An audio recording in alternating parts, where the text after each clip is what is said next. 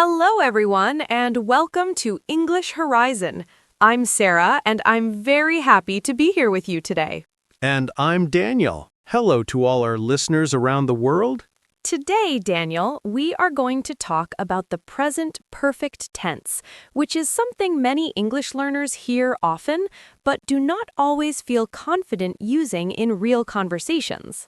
Yes, the present perfect can feel confusing at first, especially because some languages use it differently or do not use it at all, which makes learners unsure. But in daily English, the present perfect is very useful, and people use it naturally when talking about life experiences, recent actions, and things that happened at an unknown time. That is right. We often use the present perfect when the exact time is not important, but the experience or result matters.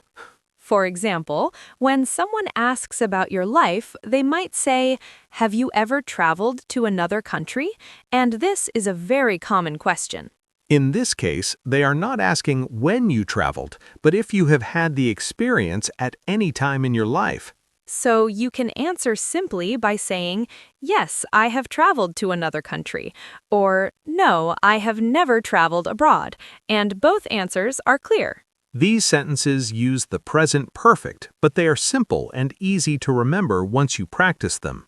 Another common use of the present perfect is when talking about something that started in the past and continues now. For example, you can say, I have lived here for 5 years, which means you started living there in the past and you still live there now.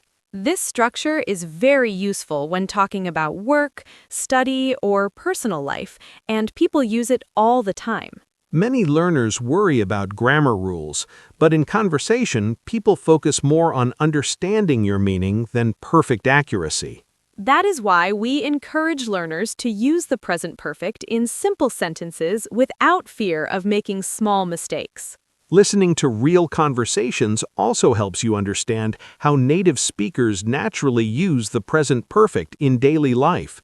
Today, we will focus on understanding the meaning and feeling comfortable using this tense, not on memorizing difficult rules. With calm practice and repetition, the present perfect will slowly become a natural part of your English speaking. So stay relaxed, listen carefully, and remember that learning English is a process that takes time.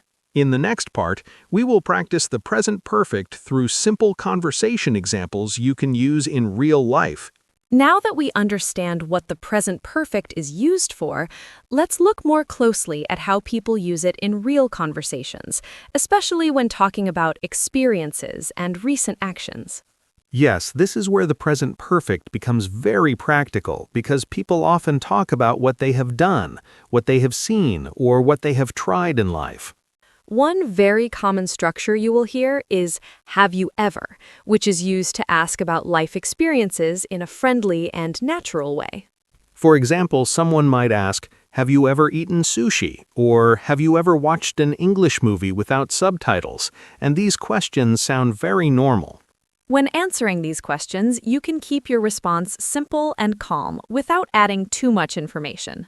You can say, yes, I have. Or, yes, I have tried it once.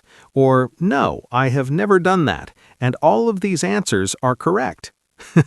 Using words like ever and never is very common with the present perfect, and they help make your meaning clear. Another important use of the present perfect is when talking about recent actions that have a result now. For example, you can say, "I have finished my work," which means the work is done now and the result is important. Or you might say, I have just arrived home, which tells the listener that something happened very recently. Words like just, already, and yet are often used with the present perfect in everyday English. You might hear sentences like, I have already eaten, or I haven't finished yet, and these are very common in daily life. Many learners feel nervous using these words, but with practice, they become very natural. The key is to listen carefully and repeat these patterns when you speak, instead of trying to remember long grammar rules. Talking about your experiences using the present perfect helps you sound more natural and confident in conversations. It also helps you connect with people because sharing experiences is a big part of communication.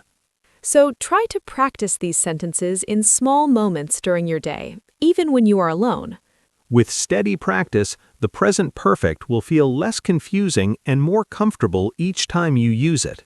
In the next part, we will continue practicing with longer conversation examples and review what we have learned.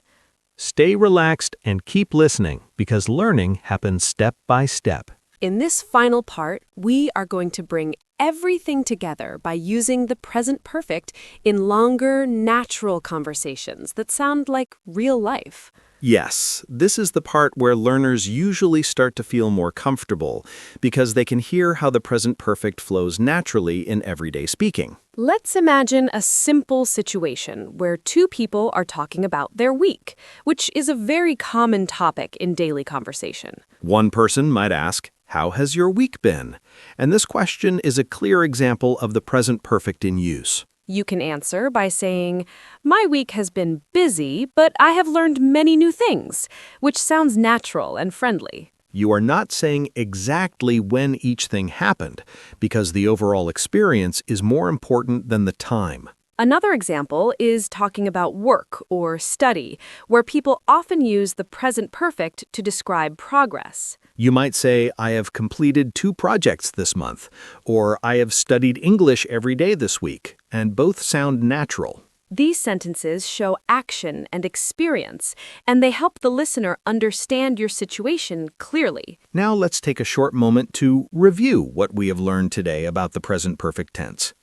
We learned that the present perfect is used to talk about life experiences, recent actions, and situations that started in the past and continue now. We also learned that words like ever, never, just, already, and yet are very common with the present perfect. We practiced using simple sentences to talk about experiences without focusing on the exact time. And we learned that speaking calmly and clearly is more important than worrying about perfect grammar. With regular listening and speaking practice, the present perfect will start to feel natural in your conversations. Keep practicing a little every day, and you will notice your confidence growing step by step.